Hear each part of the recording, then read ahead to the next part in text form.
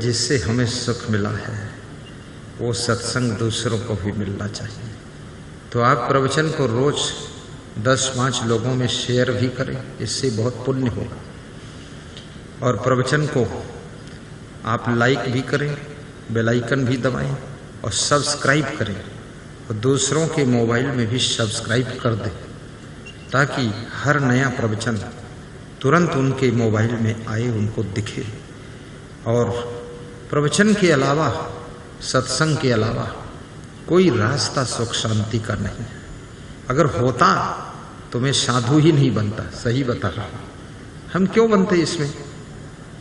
हम तो प्रवचन में आते ही नहीं। हौसला रखो। ये राजेंद्र के पास क्या था?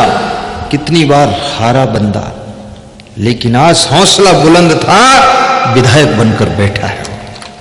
सोचो,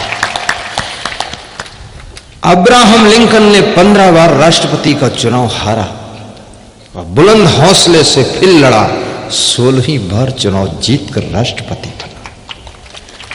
वोट देने वाले भी शर्मिंदा हो गए कि 15 बार हराया हूं, अब इसको एक बार दया करके दे ही दो।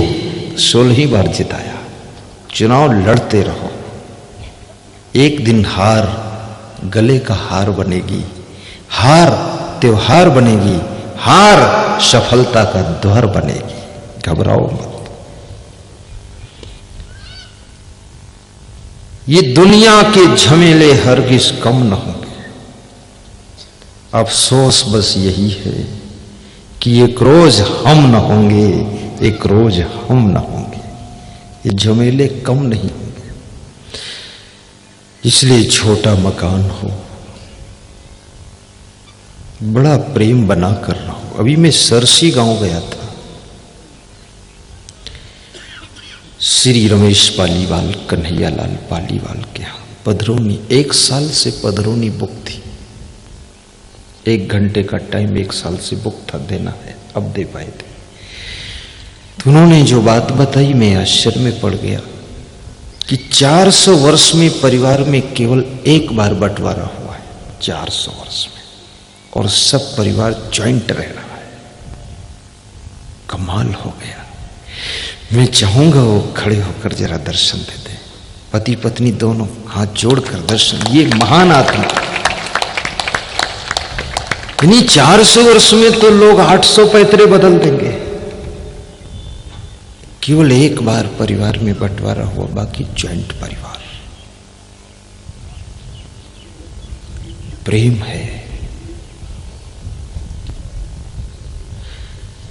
मैं आपसे निवेदन करूंगा, भाई भाई में भी प्रेम रखना। कितने लोग तो पति पत्नी में बंटवारा करते हैं, हद हो गई। कितने लोग अपनी 2 टांगों में भी बंटवारा करते थे। खत्म करना। थोड़ा गम खाना भी सीखो, दिल से जियो, हर जगह दिमाग मत लड़ाओ, प्रेम रखो। प्रेम में सुख है, संगठन में सुख है, एकता में सफलता है। और मैं निवेदन करूं, क्रोध मुखी चभार्य। माताओं बहनों से मेरा निवेदन है, आपका पति घर से बाहर बहुत से काम करता है, दुकान चलाता है, बिजनेस करता है, खेती करता है, सर्विस करता है, बहुत संघर्षों से जूझ रहा है। घर में आ जाए, ऐसा व्यवहार करना मधुर मधुर, ऐसी बातें करना मीठी मीठी, ऐसा स्वभाव सरल मुस्कुराता हुआ पेश करना कि आपके पति की थकान, संघर्ष, उसके घाव सब अच्छे हो जाए। तुम एक नया घाव घर में मत बना देना। अभी मैं आपसे बताऊं, धीरू भाई अंबानी का नाम आपने सुना होगा। एक गरीब आदमी था। ये गुजरात के 2 गरीब आदमी बहुत ऊंचाई पर पहुंचे हैं। एक तो मोदी और दूसरा धीरू। धीरू उद्योग के जगत में, मोदी राजनीति के जगत में। वो ट्रेन में चाय बेचता था और ये धीरू भाई अंबानी अपने गांव के मंदिर के सामने चना मुरमुरा की दुकान लगा करके बेचता था बचपन में।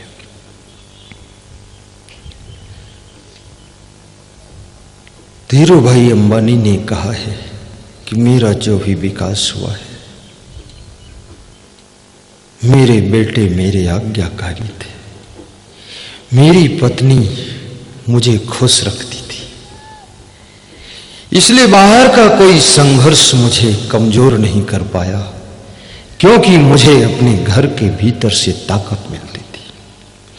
आदमी बाहर से नहीं हारता है, आदमी जब हारता है तो अपने घर के अंदर से हारता है। इसलिए याद रखना, हर पत्नी को, हर बेटे को, हर बहू को ऐसा व्यवहार करना चाहिए जो आपके घर का नेतृत्व करने वाला व्यक्ति है, मास्टर ऑफ माइंड है, उसको डिस्टर्ब ना करना। कितना सहना पड़े सह लेना, गम खा लेना, लेकिन मास्टर माइंड को प्रोत्साहित करते रहना, तो आपके घर की उन्नति कभी रुकेगी नहीं, बहुत विकास। और हर टोली में मास्टर माइंड होता है। आतंकवादियों में भी मास्टर माइंड होता है, उग्रवादियों में भी मास्टर माइंड होता है, कोई होता है एक। पॉलिटिक्स में भी, राजनीति में भी मास्टर माइंड होता है। जब मास्टर माइंड की कोई सुनता नहीं, चलती नहीं, बस वो खत्म होने वाला काम है। घर में भी एक मास्टर माइंड होता है, और संतों के आश्रम में भी कोई मास्टर माइंड होता है, और संतों की मंडली जमात में भी मास्टर माइंड होता है। कार्यकर्ता तो बहुत होते हैं, जिम्मेदार बहुत होते, प्रबंधक बहुत होते, लेकिन मास्टर माइंड कोई होता है, सारा खेल खेलता है वो, सभी खिलाड़ियों को दांव सिखाता रहता है, ऐसा दांव मारना है। तुम्हारे घर में कोई मास्टर माइंड होगा, उसके मन के उत्साह को कमजोर ना होने देना, मनोबल को बढ़ाओ।